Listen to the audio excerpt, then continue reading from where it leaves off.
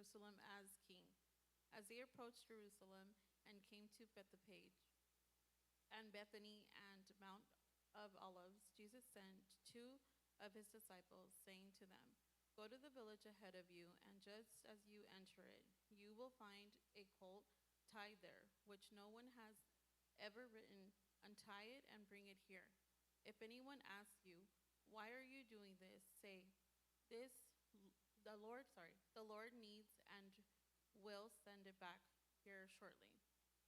They went and found a colt outside in the street, tied at a doorway. As they untied it, some people standing there asked, "What are you doing untying that colt?" They answered, as Jesus had told them to, and the people let them go. When they brought the colt to Jesus and threw their cloaks over it, he sat on it. Many people spread their cloaks on the road, while others spread branches they had cut in the fields. Those who went ahead and those who followed shouted, "Hosanna!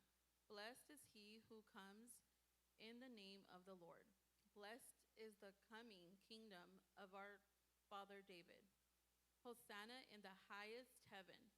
Jesus entered Jerusalem and went into the temple courts. He looked around at everything, but since it was already late, he went out to Bethany with the 12. Jesus curses a fig tree and clears the temple courts. The next day, as they were leaving Bethany, Jesus was hungry. Seeing in the distance a fig tree in leaf, he went to find out if it had any fruit. When he reached it, he found nothing but leaves, but because it was not in season for figs. Then he said to the tree, "May no one ever eat fruit from you again." And his disciples heard him say it. On reaching Jerusalem, Jesus entered the temple courts and began driving out those who were buying and selling there. He overturned the tables of the money changers and the benches of those selling doves, and would not allow anyone to carry merchandise through the temple courts.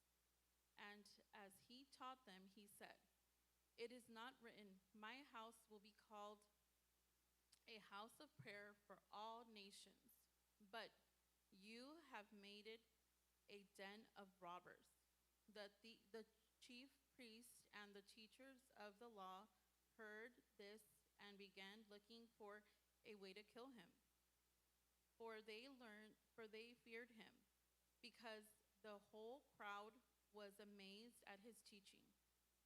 When evening came, Jesus and his disciples went out of the city. In the morning, as they went along, they saw the fig tree withered from the roots. Peter remembered and said to Jesus, "Rabbi, look at the fig tree you cursed has withered." "Have faith in God," Jesus answered. "Truly I tell you, if anyone says to this mountain, 'Go throw yourself into the sea,' and does not doubt in their heart, but believes that they will say will happen, it will be done for them. Therefore I tell you, whatever you ask for in prayer, believe that you have received it, and it will be yours. And when you stand praying, if you hold anything against anyone, forgive them, so your Father in heaven may forgive your sins." The authority of Jesus is questioned. They arrived again in Jerusalem, and while Jesus was walking in the temple courts, the chief priests, the teachers of the law, and the elders came to him. "By what authority are you doing these things?" they asked. "And who gave you the authority to do this?" Jesus replied, "I will ask you one question. Answer me, and I will tell you by what authority doing these things? John's baptism, was it from heaven or from human origin? Tell me." They discussed it among themselves and said, "If we say from heaven," he will ask, "then why didn't you believe him? But if we say from human origin," they feared the people, for everyone held that John really was a prophet. So they answered Jesus, "We don't know." Jesus said, "Neither will I tell you by what authority I am doing these things." Great job, Monica. My title for my message today is Eyes to See Jesus. Eyes to See Jesus.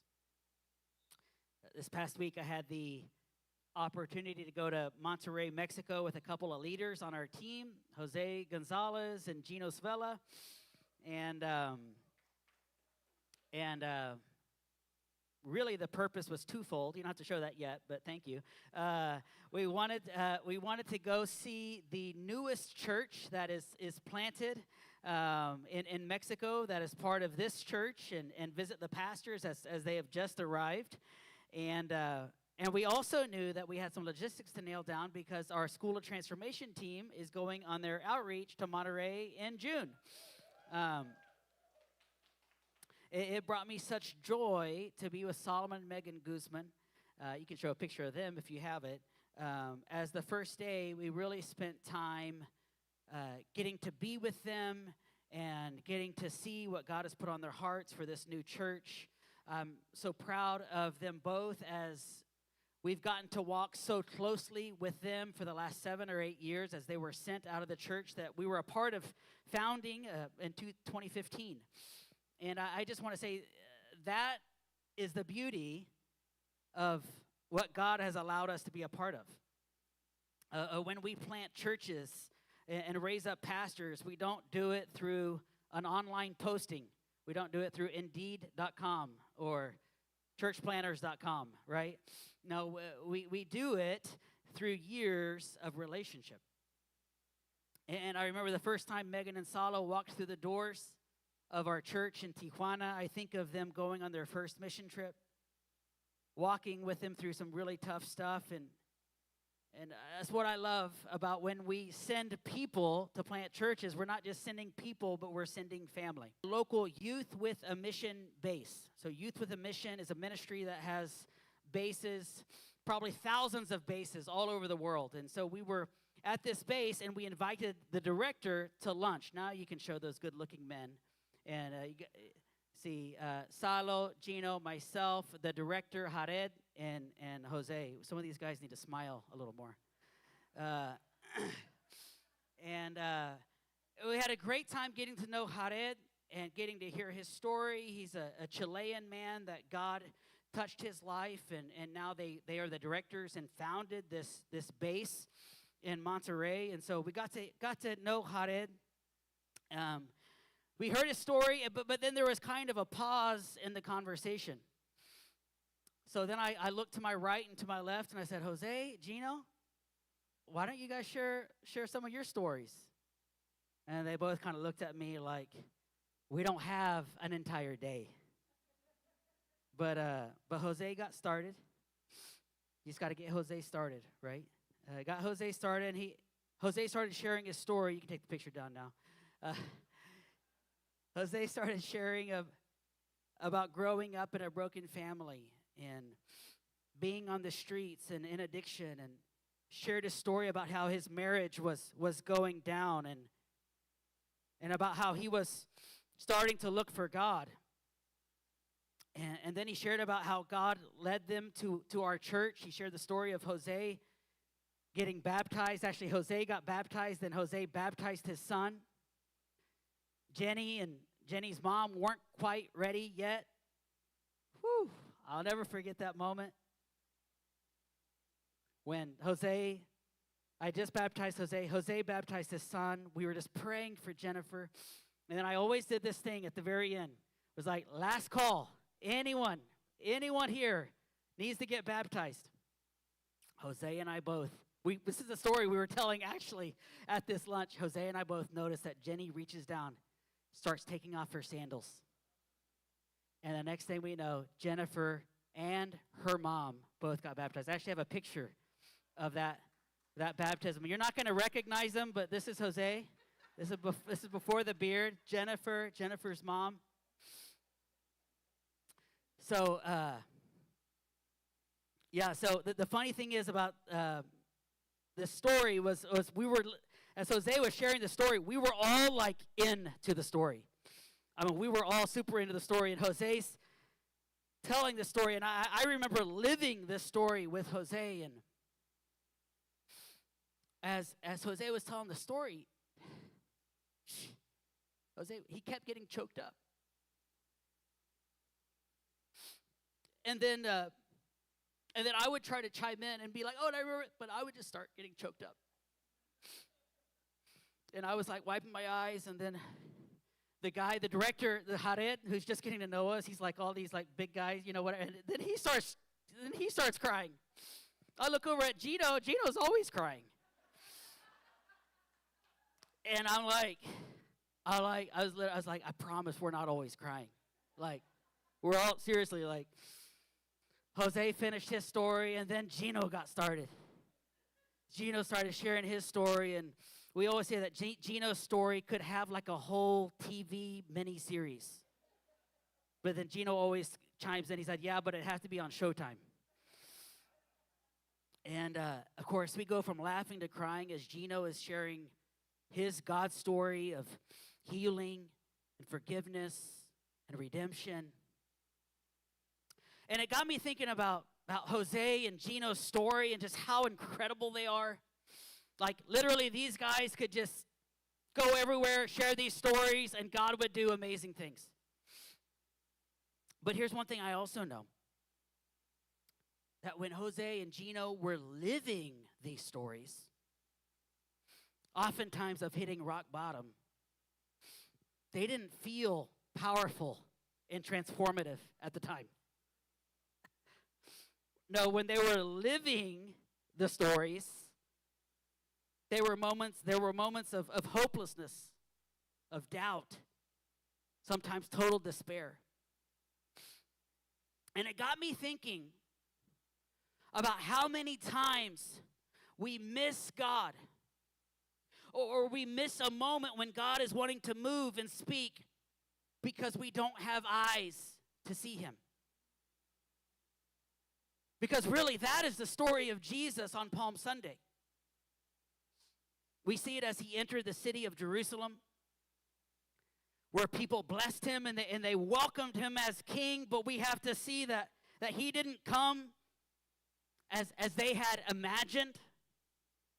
He didn't come as the conquering Messiah on this great horse with trumpets and fanfare. No, he came on a humble donkey with people, common people, the poor, waving palm branches. And what do we know? What we know is that those very same people that said, Hosanna, those very same people, because Jesus didn't come in the way that they thought or the way that they hoped or the way that they expected, those same people were the ones that were the offended ones. They were the same ones that were yelling just a few days later, crucify, crucify, crucify him.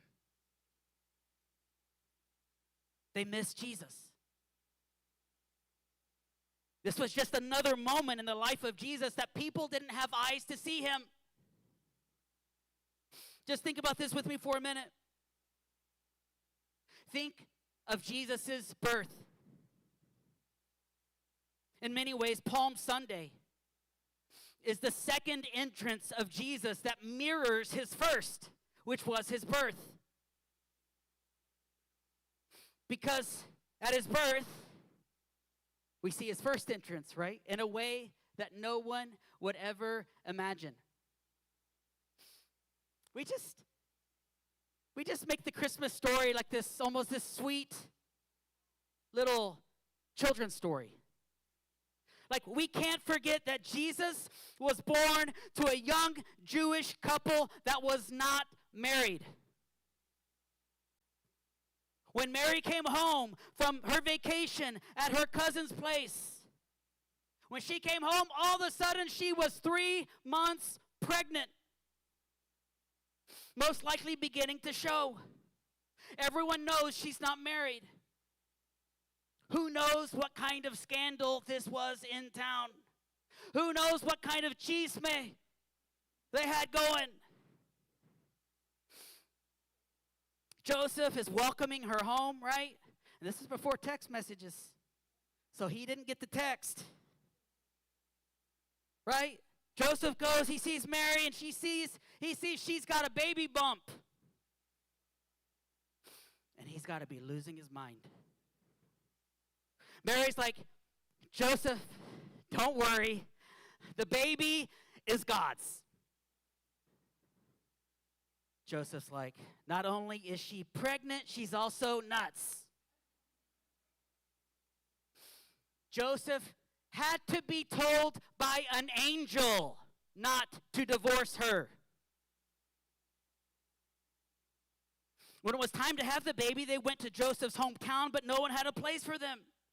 No one had a place for a woman that was about to have a baby. I can't think that this was just because all the houses were full. I have to imagine that it was because the word had gotten out about this baby and that it was a little illegitimate or that it was shady or some weird was going on, and we don't want to have anything to do with that. This was the backdrop for Jesus' entrance to the world. People didn't see. They didn't understand what God was doing. And when Jesus started his ministry, his disciples, they didn't get it. They didn't have eyes to see. We've now read it in the book of Mark. Jesus told his disciples 3 times. He told them, guys, this is how it's going to go down. He said, I am going to be betrayed, rejected, and killed. He told them 3 times, I'm going to be betrayed, rejected, and killed. And every time he told them, it's like they just like glazed over. Or they had like brain fog or mal de puerco or something, right? Like they lost, they didn't get it. Peter actually kind of hears him. Peter actually is the one that kind of hears it. But what does he do? He pulls Jesus aside and he rebukes him. Peter's like, hey, I heard the thing. The guys didn't hear, but I heard the thing about being betrayed and killed and rejected. Jesus, I'm telling you, it's a bad idea. I'm telling you, you're off. They didn't get it. I mean, some of this stuff, you just keep reading, by the way. Some of this stuff you can't make up. If you keep reading the following chapters of the final days of Jesus' life, Jesus actually says, one of you is going to betray me. And the disciples are like, who? Who's going to betray you? He says, it's the one who dips the bread into the bowl with me. And you're just kind of like, if you had a clue, you'd like, this is not the time to be dipping bread in the bowl. But no, the disciples are all happy and just dipping their bread in that bowl. Like, it just keeps going. Peter's over there feeling like he's on top of the world. It's been a little bit since Jesus called him Satan. So he's feeling a little better about himself. And he looks over his shoulder. He's looking at the disciples. He's kind of like, these guys, like all cocky. Jesus, even if all these fools bail on you, I never will. And Jesus, like, Peter, you have no idea what you're talking about. Because before today ends, before the rooster crows, you are going to disown me 3 times. Now, if Peter was wise, he would have locked himself in his house and had someone stitch him to his bed. But no, he's out on the town, running his mouth, and he ends up denying Jesus, cursing his name, and telling people he doesn't even know him. And then what happens? This is a chilling verse from Mark 14:72. It says, immediately the rooster crowed the second time. Then Peter remembered the word Jesus had spoken to him. Before the rooster crows twice, you will disown me 3 times. And he broke down and wept. I can't help but see in bold these words, then Peter remembered. You're like, remembered? It wasn't from several days ago or a few weeks ago. It was from 5 hours ago. Even to the death of Jesus. Like you just keep going. Despite Jesus' best attempts to warn his disciples, Jesus died and the disciples are shook. They're completely and utterly stunned, shocked, befuddled when Jesus was nailed to the cross and died. And his disciples are just lost. They're disillusioned. They're afraid. And it says that after Sabbath, the women were going to check on his body and they were going to embalm Jesus. But when they got there, the body wasn't there. So their only assumption was that the body was stolen. So who knows? They're looking around. They're trying to figure out what's happened when these 2 angels show up. And this is what it says in Luke 24. The angel said, why do you look for the living among the dead? He is not here. He has risen. Look at this. Remember how he told you 3 times while he was still with you in Galilee? The Son of Man must be delivered over to the hands of sinners, be crucified, and on the 3rd day be raised again. And then what does it say? Then they remembered his words. Even the angels are like, remember? Remember how he told you? Like multiple times? They're like, oh yeah, he did say something about that now that you say that. You see, too many times, we don't have the eyes to see what God is doing. Because when God is doing something, it often doesn't look the way we think that it should. It doesn't feel the way we think it should. It doesn't come in our way or in our timing. Therefore, we come to the conclusion that God either doesn't care or even worse, that God has abandoned us. I think of the challenge I felt of being single, of having the deep desire to have a relationship but never having one. I remember praying and praying through my college years that God would give me a relationship with this girl or that girl. But nothing worked out. And I think about the intense seasons of loneliness that I had, wondering why God never seemed to answer. I think of my desire to work in ministry. And upon graduating college, I was offered a job at my church in a leadership area, only to go out of town and receive an email that my job was given to someone else. It felt like the rug had been pulled out from me. It was totally forgotten. I think of us moving to Tijuana and God doing this amazing work. We were getting to see the stuff that we had dreamed of. But I think of going to leadership meetings and conferences, and most of the people didn't even know that I had moved. They didn't even know I was a leader in the church. And actually, when they did know I was a leader, they would say things. This was in Texas. They're like, "How are things going down in Juarez?" I'm like, "Great." I can even tell stories, lots of them, from our time in South Bay. I think often about how right when we moved here, we signed a multi-year lease on 3rd and F. A lot of you guys don't know that. And it seemed like everything was going our way when all of a sudden the city told us that we had to put in hundreds of thousands of dollars. And then all of a sudden I felt sick to my stomach. I felt overwhelmed with stuff I knew nothing about and stuck in a bad lease. And I hate to say it, but too many times my gut reaction was, "God, where are you?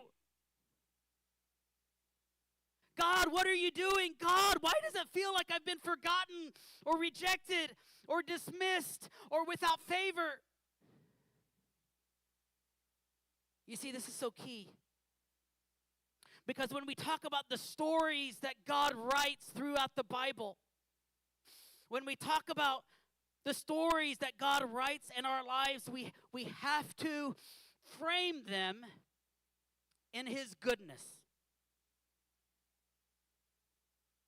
Your and my story, God's story in our lives, is framed by His goodness. Your life in God is wrapped in His goodness. God is good, and He is for you. I know we say that a lot in the church, but what does it mean? Romans 8:28 says, "And we know that in all things God works for the good of those who love Him, who have been called according to His purpose." I love the saying that if what you are experiencing isn't good and you're in God, it just means that He isn't done yet. If it's not good yet, it just means He's not done yet. Jeremiah 29:11 says, "For I know the plans I have for you, declares the Lord. Plans to prosper you and not to harm you. Plans to give you hope and a future." This is God's heart for you. I think of Joseph's journey in the book of Genesis, of betrayal and accusation. And this is what he said in Genesis 50. "As for you, you meant evil against me, but God meant it for good, to bring it about that many people should be kept alive as they are today." Just think about that for a minute. God can even take what the enemy has intended to harm you and turn it for good. How many of us are thankful that God sees the big picture? You see, this is so crucial.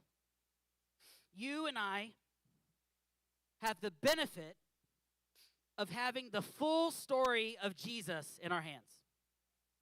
We have the benefit. We saw how it started through the law and the prophets, and how it culminated in His birth in a stable with animals to a life of obscurity, right? For 30 years, and then to His ministry among the poor and the most unlikely people, to His eventual betrayal, death, and resurrection. And maybe I say that right now about Jesus, and you're like, yeah, that's right. Oh, yeah, that's His story. We don't think twice about it. But catch this. We have to see His story and the counterintuitive way that it transpired in order for us to translate our own story. What does that mean? It means that God works through delays, disappointments, and disruptions. It means that God hears the prayers that are seemingly unanswered. It means that God is with you in the rock bottom moment when it seems like all hope is lost. How many of us are grateful for that today?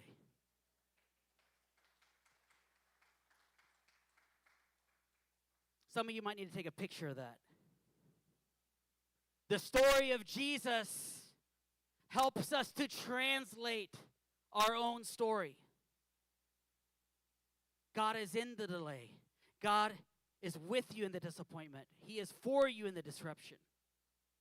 He hears the prayers. He is with you in the prayers that are seemingly unanswered.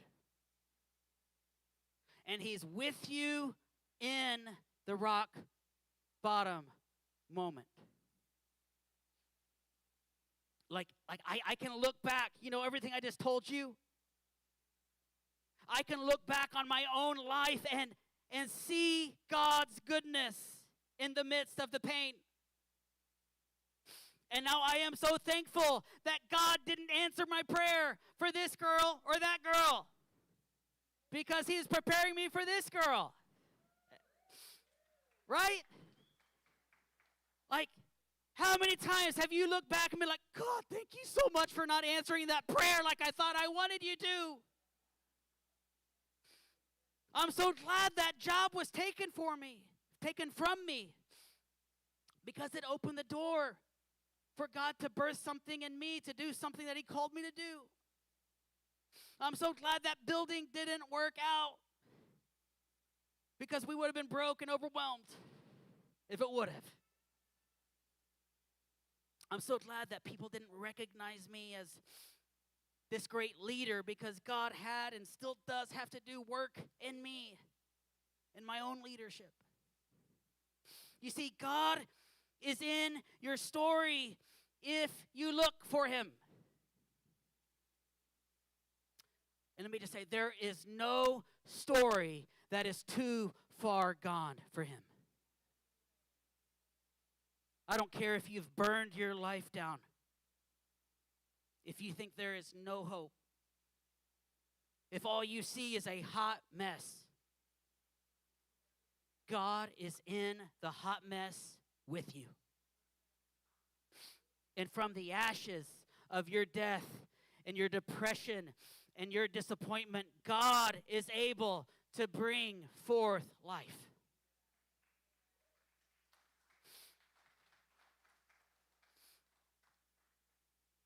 So how do we learn to see Jesus in our lives? I'll just give us a couple points to close. First, we have to open our eyes. But it's not these eyes. No, we have to have God open the eyes of our hearts. Ephesians 1:18 says, I pray that the eyes of your heart may be enlightened. Why?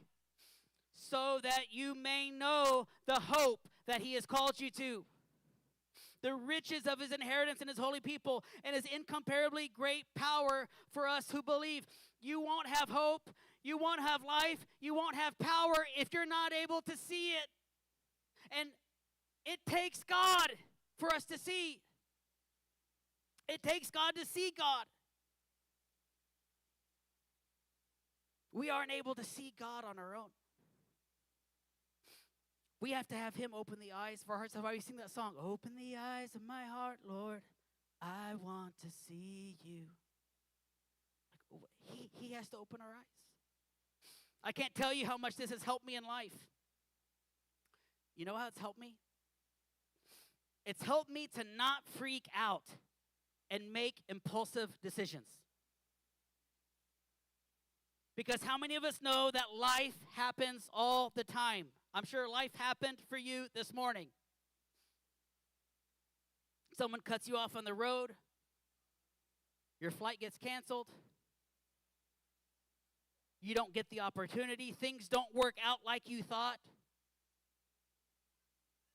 And instead of blaming God or throwing a fit, what I am trying to do is stay calm and find God. You know, they say, keep calm and carry on. Keep calm and find God. Instead of freaking out when something happens, I actually find myself saying, because I know God is good. Because I know God is not after me. He's not trying to trap me. He's not trying to take anything away from me. Because I know that, I trust that that flight got canceled because He is protecting me. I am trusting that that job opportunity didn't come through because He is already providing for me in a way that I can't see right now. God is always protecting you and providing for you many times in ways that we don't see. But have you noticed that when you start looking for something, you start seeing it everywhere? We were looking at Toyotas a couple of years ago. All of a sudden I see, like, man, this whole city drives Toyotas. We started renovating kitchens. Now all I see is a kitchen. Kitchen this, kitchen right. Can I tell you that when you start looking for God's goodness, you'll see it all around you, all the time. But it comes as we ask God to open the eyes of our hearts. We open our eyes. Speaking of our hearts, we guard our hearts. Proverbs 4:23 says, above all else, guard your heart, for everything you do flows from it. Why is this important?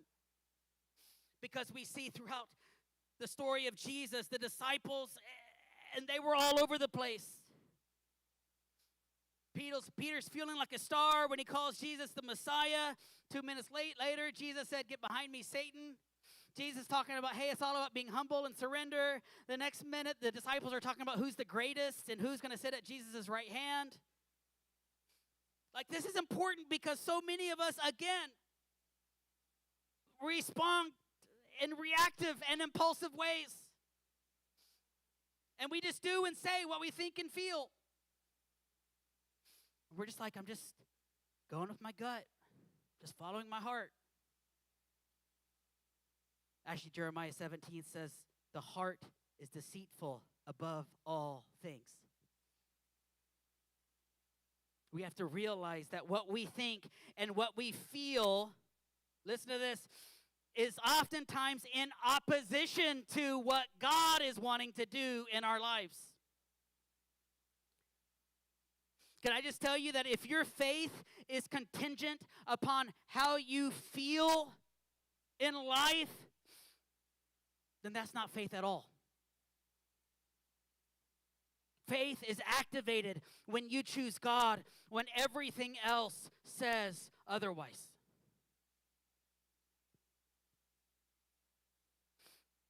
When adversity comes, when life doesn't turn out like you thought, guard your thoughts, guard your emotions. And lastly, open our eyes, we guard our hearts, we stay on our knees. Come on up, Jason. James 4:10 says, humble yourselves before the Lord, and He will lift you up. Can I just tell you something that's the make or break of the Christian life? When things in your life don't go like you hope, when God is doing something but you can't see it yet, stay low.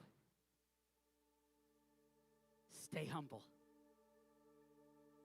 Don't rise up. Don't accuse. Don't freak out on somebody. Stay low. Part of being humble means inviting people into the journey with you. Not everyone. You don't want to invite everyone into the journey with you. But you want to invite a few people that are going to battle with you. because you can't see Jesus on your own. I can't tell you how many times I've had to have others help me see Jesus. And as you humble yourself and let people in, and as you don't quit, He will lift you up in His way and in His timing.